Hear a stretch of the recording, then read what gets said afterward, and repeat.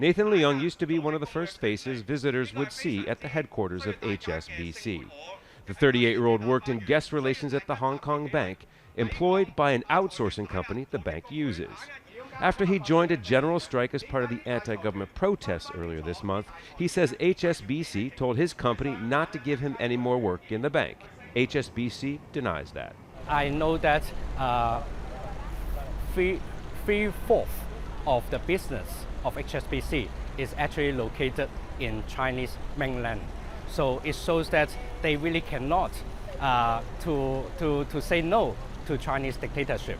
So then more and more employees will become silenced under the great pressure.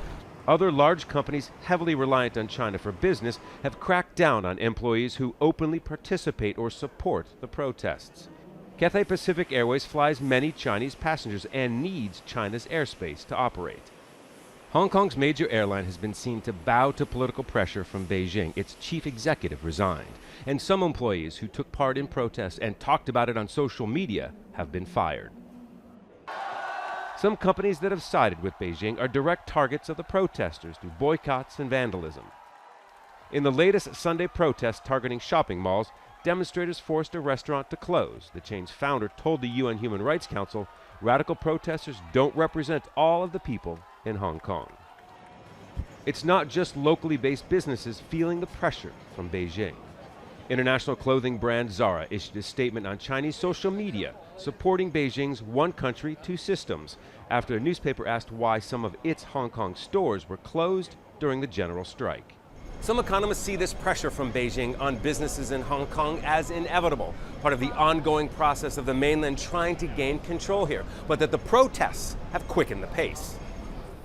Economist Kevin Choi sees that as part of a calculated strategy, exert heavy pressure as a threat to other companies. After those two cases, I think business people kind of sort of realize that, oh, the Big Brother is watching us, so they're gonna more well behave, and then I don't think it's gonna be as big as, I mean, it's gonna like converge, and then people are gonna say similar things, and then they're gonna behave themselves. The city was built by the British to trade with China and beyond, always in pursuit of bigger and better. Now some feel there could be a shift in how business is conducted here, now that politics is playing a bigger role. Scott Heidler, Al Jazeera, Hong Kong.